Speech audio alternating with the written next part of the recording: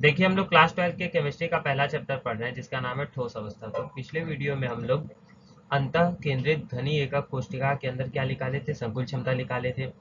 आज के वीडियो में हम लोग षटकोणीय एकक कोशिका के अंदर संकुल क्षमता निकालेंगे। देखिए हम लोग षटकोणीय एकक कोशिका में संकुल क्षमता निकालने से पहले ये पढ़ेंगे कि षटकोणीय एकक कोशिका होता क्या है। तो इसमें जो अवयवी कण रहते हैं षटकोणीय एकक कोशिका में, ये अवयवी कण षटकोणीय एकक कोशिका के कोने पर उपस्थित रहते हैं, इसके बीच में उपस्थित रहते हैं और साथ में इसके ऊपर नीचे वाले फलक पर उपस्थित रहते हैं। तो इसकी संरचना हमें कुछ इस प्रकार से दिखाई देती है। इसमें वास्तव में अवयवी कण एक दूसरे को स्पर्श करके कुछ इस प्रकार की संरचना बनाते हैं। अब देखिए हम लोग षटकोणीय एकक कोशिका के आधार को लिया जाए, मतलब इस वाले भाग को लिया जाए, तो ये हमें कैसा दिखाई देता है, कुछ इस प्रकार दिखाई दिया। अब हम लोग इसे काटेंगे, इसे हम लोग काटेंगे तो ये हमें कैसा दिखाई देगा, यह हमें एक षटकोण के तरह संरचना बनाता हुआ दिखाई देता है।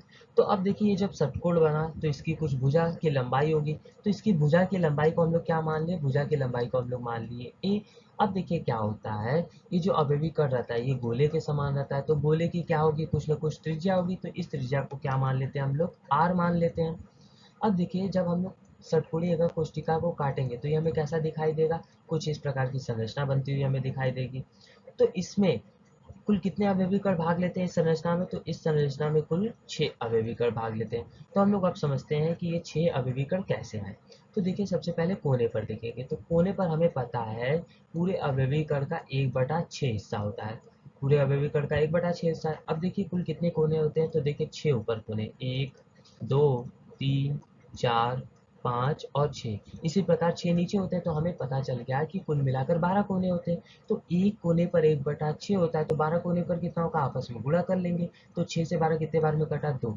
तो हमें पता चला कि कोने पर कितने अवयवी कण भाग लेते हैं, कोने पर 2 अवयवी कण भाग लेते हैं। अब देखिए केंद्र पर देखा जाए तो केंद्र पर कुल मिलाकर 3 अवयवी कण पूर्ण रूप से भाग लेते हैं। तो हमें पता चल गया केंद्र पर 3 अवयवी कण भाग लिए। अब देखिए फलक पर देखा जाए तो एक ऊपर वाले फलक पर, इसी प्रकार एक नीचे वाला फलक। तो फलक पर हमें पता है पूरे अवयवी कण का 1/2 हिस्सा होता है। तो 2 फलक होते हैं तो गुणा करेंगे तो कितना आएगा, 1 आएगा। तो हमें पता चला कि इसके फलक पर कुल कितने अवयवी कण भाग लेते हैं, एक अवयवी कण भाग लेता है। तो फलक पर 1 हो गया, केंद्र पर 3 हो गया, कोने पर 2 हो गया। इन सभी को जोड़े तो हमें पता चला कि इस प्रकार के संरचना में कुल कितने अवयवी कण भाग लिए थे, 6 अवयवी कण भाग लिए थे। ये हम लोग को पता चल गया। अब हम लोग क्या निकालेंगे, हम लोग निकालेंगे इसका संकुल क्षमता। षटकोणीय एकक कोशिका में क्या निकालेंगे, उसका संकुल क्षमता। तो संकुल क्षमता का फॉर्मूला क्या होता है, तो संकुल क्षमता का फॉर्मूला जो होता है अवयवी कण का आयतन, मतलब परमाणु का आयतन बटे में एकक कोशिका का आयतन। तो इस बार कितने अवयवी कण थे, तो कुल मिलाकर 6 अवयवी कण थे, तो 6 अवयवी कण का आयतन।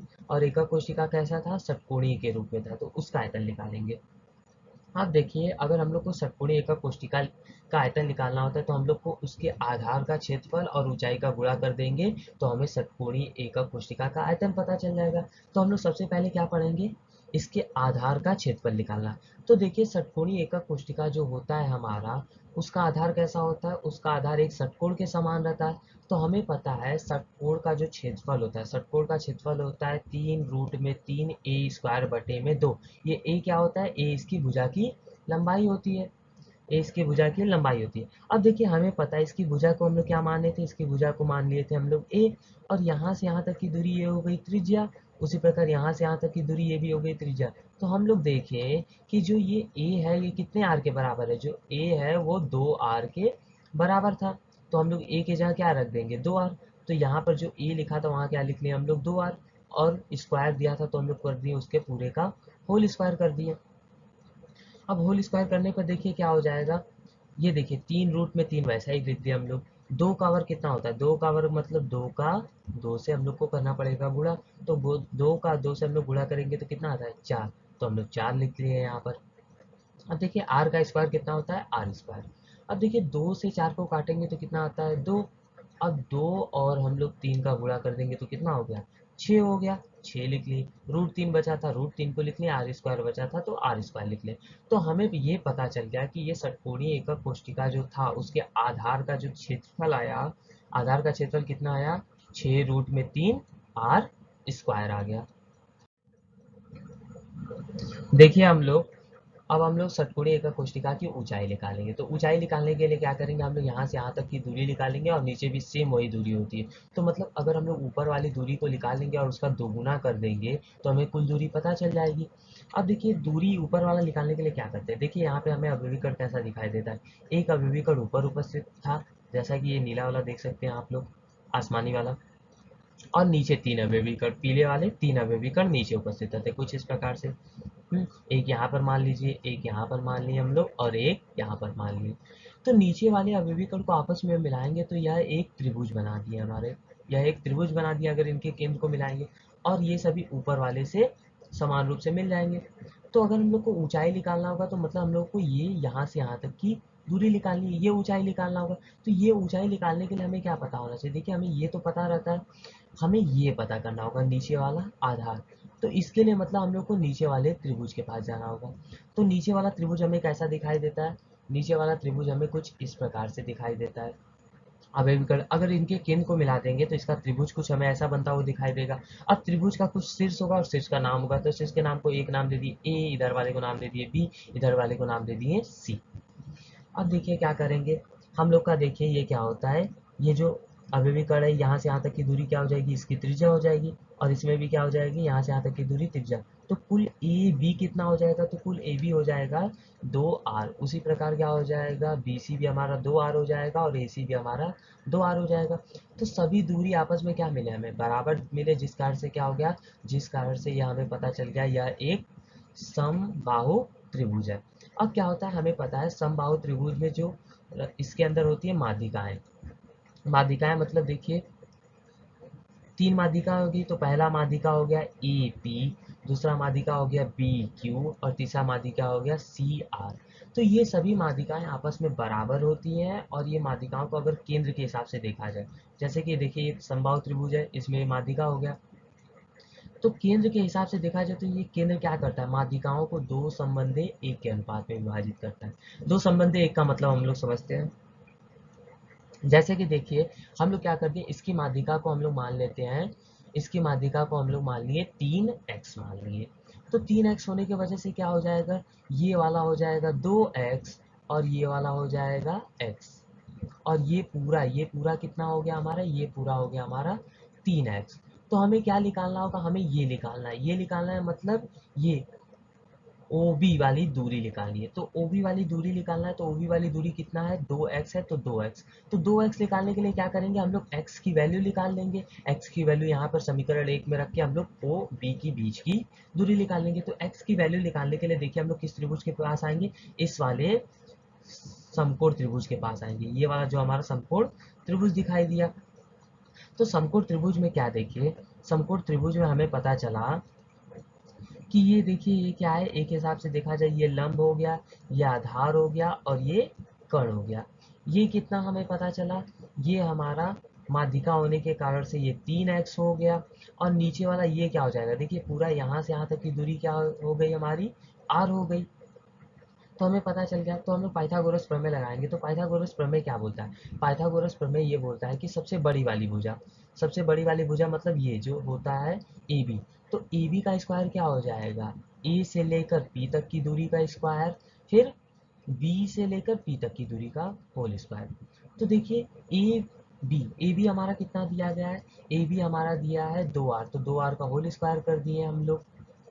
एपी हमें पता चला 3x है, तो 3x का स्क्वायर कर दिए, और बीपी हमें पता चला था r है, तो उसका होल स्क्वायर कर दिए। अब देखिए 2 का वर्ग करना है, तो 2 का वर्ग मतलब 2 का 2 से गुणा, तो 2 का 2 से गुणा करेंगे तो कितना हो जाता है 4, और r का स्क्वायर करने पर r स्क्वायर हो जाता है। तो 2 का 2 से गुणा किए 4, और r का स्क्वायर r हो गया। उसी प्रकार देखिए हमें इसमें भी क्या करना है, 3 का करना है पहले स्क्वायर, 3 का क्या करना है स्क्वायर, तो 3 का करेंगे हम लोग 3 से गुणा कर देंगे, तो 3 का 3 से गुणा कर देंगे 9 आ जाएगा, और x का स्क्वायर x स्क्वायर हो जाएगा, और r का करना स्क्वायर तो r स्क्वायर हो गया। ये हो गया हमारा। अब आगे चलते हैं, देखिए हमें x की वैल्यू निकालनी है। तो x की वैल्यू को निकालने के लिए हम लोग सबसे पहले क्या करेंगे, इस r वाले को इस साइड भेजेंगे। तो ध्यान से देखिए उस साइड में क्या है, ये जो आर स्क्वायर था हमारा, आर स्क्वायर इस साइड में प्लस है, उधर जाके क्या हो जाएगा, माइनस में हो जाएगा। कुछ इस प्रकार से देखिए क्या हो गया, ये जो आर स्क्वायर इधर प्लस में था, इधर आके माइनस में हो गया। अब 4r² में से एक आर स्क्वायर घटाएंगे तो कितना आर स्क्वायर हो जाएगा, 3r²। इधर क्या था, 9x², 9x² लिख लिए। अब देखिए हम लोग को इसे लिखेंगे तो ये हमें कैसा दिखाई देगा, इस प्रकार दिखाई दिया। हम लोग x को इधर लिख लिए और r वाले हिस्से को इधर लिख लिए। अब देखिए जो 3 है इधर गुणा में, इधर आएगा नीचे आ जाएगा, तो ये कैसा दिखाई देगा, देखिए x² जो है इधर हो जाएगा x², ये जो 9 उधर था इधर आके नीचे आ गया। अब 3 से 9 को काटेंगे, कितने बार में कट जाएगा, 3। तो x² की वैल्यू कितनी आ गई, x² की वैल्यू आ गई हमारी r²/में 3। अब देखिए x² इधर किस में है, वर्ग में है, तो इसको उधर भेजेंगे तो क्या हो जाएगा, वर्गमूल में हो जाएगा। तो x की वैल्यू कितनी आएगी, रूट के अंदर r²/3। अब r² को हम लोग क्या लिख सकते हैं, r² को हम लोग लिख सकते हैं r गुणे r में लिख लेंगे और नीचे √3 को वैसे ही छोड़ दिए। तो अब देखिए रूट का नियम होता है, रूट में से जब 2 का जोड़ा बनता है तो उसमें से एक को बाहर आ जाएगा। तो r का जोड़ा बना था तो उसमें से r1 बाहर आ गया, √3 का नहीं बना, उसे हम लोग वैसे लिख लिए। तो हमें x की वैल्यू पता चल गई, कितनी आ गई, x की वैल्यू आ गई r/√3 आ गया। अब देखिए हमें ओ बी निकालना था, हमें ओ बी निकालना था, मतलब ओ बी का मतलब हमें यहाँ से यहाँ तक की ये वाली दूरी निकालनी है। तो ये वाली दूरी निकालने के लिए क्या करना होगा, हमें x का जो मान आया था उसमें 2 का गुणा करना होगा। तो हम लोग क्या करेंगे, समीकरण 1 के पास जाएंगे। समीकरण 1 क्या था हमारा, समीकरण 1 के पास जाएंगे तो समीकरण 1 हमारा ओ बी दिया था 2x। अब 2 लिख लिए यहाँ पर, और r का वैल्यू कितना आया था, r/√3, उससे कर दिए हम लोग पूरा। तो इसका मान आ गया, ओ बी का मान आया 2r/√3। हमारा किसका मान आ गया, ओ बी का मान आ गया। अब देखिए ये जो हमारा त्रिभुज, ये वाला जो डिजाइन बना था, हमें इसका दूरी ये पता चल गया कितना है, 2r/√3 पता चल गया, ये हमें पता चल गया। तो हम लोग इससे इसकी ये वाली ऊंचाई निकाल लेंगे। तो ऊंचाई कैसे निकालेंगे देखते हैं। तो पहले इस संरचना को देखेंगे तो ध्यान से देखिए, ये हमें क्या दिखाई दिया, एक समकोण त्रिभुज दिखाई दिया। तो इस समकोण त्रिभुज को अलग से देखेंगे तो ये हमें कैसा दिखाई देगा, ये हमें देखिए कुछ इस प्रकार से एक समकोण त्रिभुज दिखाई देगा। इसका नाम दिया जाए तो देखिए हम लोग क्या करेंगे, ऊपर वाले को नाम को दे दिए m, और नीचे वाला क्या था, नीचे वाला हमारा b और o था, तो हम लोग उसे वैसे ही छोड़ दिए। अब देखिए m से लेके b तक की दूरी क्या हो जाएगी, 2r। क्यों, देखिए 2r क्यों हो जाता है, यहाँ पर एक अवयवी कण उपस्थित रहता है, एक अवयवी कण यहाँ पर उपस्थित रहता है। तो इस अवयवी कण का ये r होता है और ये अवयवी कण का त्रिज्या r होता है। तो r r को जुड़ने की वजह से क्या हो जाता है, 2r हो जाता है। तो यहाँ से मतलब हमें m से लेकर b तक की दूरी पता चल गई, कितनी है, m से लेकर b तक की दूरी पता चल गई 2r है। b से लेके o तक की दूरी हमें पता चल गई 2r/√3। तो हम लोग इस वाली ऊंचाई को निकाल लेंगे और इस वाली ऊंचाई को निकाल के इसका दोगुना कर लेंगे, तो षटकोणीय एकक कोष्ठिका की ऊंचाई हमें पता चल जाएगी। तो इसको निकालने के लिए क्या करेंगे, हम लोग करेंगे जो bm मतलब सबसे बड़ी वाली भुजा का स्क्वायर करेंगे, तो वो किसके बराबर होगा, पाइथागोरस प्रमेय के अनुसार ओ एम का स्क्वायर प्लस बी ओ का स्क्वायर। तो देखिए बी एम का स्क्वायर, तो बी एम कितना है, बी एम देखिए हमारा कितना दिया, 2r। तो देखिए बी एम, तो हम लोग को किसका मान निकालना है, हम लोग को ओ एम निकालना है। तो ओ एम निकालने के लिए हम लोग को ओ एम को करना पड़ेगा अकेला। तो ओ एम को अकेला करने के लिए हम लोग को ओ बी को दूसरे साइड भेजना पड़ेगा। तो दूसरे साइड में भेजने में क्या था, ओ बी प्लस में था, उस साइड जाके माइनस में हो गया। तो देखिए ओ एम का स्क्वायर हमें क्या मिला, बी एम का square minus B B O का स्क्वायर। अब देखिए ओ एम इधर देखिए वर्ग में था, उस साइड भेज दिए तो ये वर्गमूल में हो गया। अब हमें पता है बी एम, बी एम कितना दिया है, देखिए ध्यान से देखिए, बी एम हम लोग का दिया है 2r। तो बी एम के जगह हम लोग क्या लिख लिए, 2r का होल स्क्वायर, माइनस के जगह माइनस लिख लिए बी ओ का स्क्वायर। तो बी ओ कितना था, 2r/√3, उसको लिखकर पूरे का कर दिए होल स्क्वायर। अब देखिए 2 का वर्ग हमें पता है 4 होता है, r का स्क्वायर आर स्क्वायर होता है। उसी प्रकार देखिए 2 का वर्ग 2 4 हो गया, और r का स्क्वायर आर स्क्वायर हो गया। नीचे √3 का स्क्वायर करना है, तो √3 का स्क्वायर का मतलब √3 से गुणा, हमें पता है √3 का √3 से गुणा करेंगे तो कितना हो जाता है, वो रूट से बाहर आ जाता है। अब देखिए इसके नीचे हम लोग क्या लिख लेंगे, 1। तो हमें ये कुछ ऐसा दिखाई दिया। अब इन दोनों का आपस में गुणा करेंगे तो कितना आएगा, 3। इसमें इसका गुणा करेंगे तो 4 में 3 का गुणा करेंगे 12 आएगा, आर स्क्वायर पहले से था उसे लिख लें, माइनस के जगह माइनस लिख लिए। अब देखिए इसमें इसका गुणा करेंगे तो 1 का 4 स्क्वायर, चार आर स्क्वायर से करेंगे तो 4r² आएगा। अब देखिए 12r² में से 4r² घटाएंगे तो हम लोग का कितना आएगा, हम लोग का आएगा 8r²। 8r² को हम लोग यहाँ पर लिख लेंगे, रूट बना लेंगे अपना जैसे बना हुआ था, और नीचे 3 था 3 लिख लेंगे।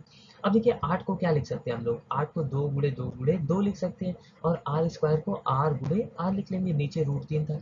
अब रूट का नियम होता है 2 का जुड़ा बनता है तो उसमें बाहर आ जाता है। तो अब जिसका बाहर रूट से मतलब जिसका जोड़ा नहीं बनता वो रूट के अंदर ही रुक जाता है। तो देखिए इस वाले 2 का बना तो ये वाला 2 बाहर आ गया, आर का बना आर बाहर आ गया, लेकिन ये वाला √2 और √3 का नहीं बना तो ये सभी रूट के अंदर ही जा गए। तो हमें पता चला जो एम ओ, या हम लोग ओ एम बोल सकते हैं, उसकी बीच की दूरी कितनी हो गई, 2 रूट के अंदर 2/3 और बाहर आर। हमें ये पता चल गया। देखिए षटकोणीय एकक कोष्ठिका में हम लोग को ऊंचाई निकालना था, तो ऊंचाई निकालने के लिए हम लोग क्या बोले थे, जितना ओ एम आएगा उसका कर देंगे हम लोग 2 से गुणा। तो देखिए 2 लिख लिए, ओ एम का मान कितना आया था, 2 रूट के अंदर 2/3 आर। अब 2 का 2 से गुणा कर दिया हो गया 4, और जो बचा है 2 रूट के अंदर 2/3 आर, इसे हम लोग लिख लिए। और आधार का क्षेत्रफल कितना आया था, आधार का क्षेत्रफल आया था 6 रूट के अंदर 3r², इसे लिख लिए हम लोग। अब हम लोग को क्या निकालना है, संकुल क्षमता। तो संकुल क्षमता निकालने के लिए क्या करना होता है, अवयवी कण का आयतन, और नीचे क्या लिखते हैं हम लोग, षटकोणीय जो एकक कोष्ठिका था उसके आधार का क्षेत्रफल और उसका ऊंचाई का गुणा कर लेते हैं। तो देखिए इस बार देखिए अवयवी कण है 6, तो हम लोग देखिए हमें पता है अवयवी कण गोले के समान होता है, तो गोले की जो आयतन होता है वो कितना होता है, 4/3 पाई r³। तो उसका गुणा हम लोग कर देंगे 6 से। 6 से क्यों किए, क्योंकि 6 अवयवी कण थे। अब देखिए क्या किया हम लोग, ये जो ऊपर 3 दिया गया था, ये जो ऊपर 3 ये वाला दिया गया था, इसे हम लोग कर देंगे नीचे। और देखिए ये जो √3 यहाँ पर पहले नीचे दिया गया था, इसे हम लोग कर देंगे ऊपर। नीचे वाला नीचे आ जाता है और एकदम नीचे वाला ऊपर चला जाता है। तो ये कैसा हो जाएगा, ये देखिए इस प्रकार हो जाएगा कि देखिए 6 लिख लिए, 4 पाई r³ था, तो 4 पाई r³ लिख लिए, इंटू ये जो √3 था, ये √3 कहाँ गया, देखिए ऊपर लिख लिए। अब देखिए नीचे देखते हैं, बटा लगा के नीचे देखिए, 6 √3 था उसे लिख लिए, r² यहाँ दिया था और r इधर दिया था, तो आपस में गुणा कर देंगे तो ये कितना हो गया, r³ हो गया। 4 को लिख दिए, √2 दिया था, √2 लिख लिए, और ये √3 जो ये जो सॉरी ये जो 3 दिया गया था ये नीचे था, तो इसे हम लोग नीचे कर लिए। अब देखिए तो ये क्या हो गया हमारा, कुछ इस प्रकार हो गया। तो इसमें देखिए 6 से 6 कट गया, √3 से √3 कट गया, r³ से r³ कट गया, 4 से 4 कट गया। तो ऊपर हमारा क्या बचा, ध्यान से देखेंगे तो ऊपर हमारा बचा बस पाई बचा, और नीचे क्या बचा, 3√2, तो 3√2 लिख लिए। अब नीचे से क्या करना होता है, इस √2 को हम लोग को हटाना होता है, तो इसका कर देंगे परमेयीकरण। तो परमेयीकरण करने के लिए क्या करना होता है, ऊपर भी √2 का गुणा और नीचे भी √2 का गुणा। तो ऊपर √2 का गुणा कैसे करेंगे, देखिए पाई का मान कितना होता है, 3.4, उसे लिख दिए। √2 का मान जो दिया था एक, हमें पता है √2 का मान क्या होता है, 1.414, उसे लिख लिए। नीचे क्या था, देखिए √2 हमें पता है √2 और √2 का गुणा करेंगे तो वो रूट से बाहर आ जाता है, मतलब इसका हो जाएगा 2। तो 2 और तो 2 हो गया इसका, √2 और √2 का गुणा करने पर 2 का हम लोग कर देंगे 3 से गुणा, तो कितना हो जाएगा 6, तो नीचे मिल गया हमें 6। अब देखिए ऊपर 3.14 और 1.414 का गुणा करेंगे तो कितना हो जाएगा 4.44, और नीचे 6 दिया था। अब 4.44 को 6 से भाग देंगे तो कितना आएगा 0.74। तो संकुल क्षमता हमारा कितना आया, 0.74 आ गया। अब देखिए हम लोग को प्रतिशत संकुल क्षमता निकालना होता है। प्रतिशत संकुल क्षमता निकालने के लिए क्या करेंगे, जितना संकुल क्षमता आया था उसका कर देंगे 100 से गुणा। तो 100 से गुणा करेंगे तो कितना आया, 74% आया। मतलब देखिए जो हमारा एकक कोष्ठिका था, मतलब एकक कोष्ठिका किस आकार का था, षटकोणीय आकार का था। तो षटकोणीय आकार का था, तो इसमें जो अवयवी कण रहते हैं, इसमें जो अवयवी कण उपस्थित रहते हैं, ये पूरा कितना स्थान घेरते हैं, ये पूरा हमारा 74% स्थान घेर लेते हैं। अब देखिए इसमें क्या होगा, कुछ ना कुछ खाली जगह बचा रहेगा। तो खाली जगह निकालने के लिए क्या करना होता है, 100 में से 74 को घटा देंगे तो कितना आएगा 26%। मतलब इसमें अवयवी कण पूरा कितना जगह लेते हैं, 74%, और खाली जगह कितना बचता है, 26% खाली जगह बचता है। वीडियो को लाइक करेंगे, शेयर करेंगे और चैनल को सब्सक्राइब करेंगे।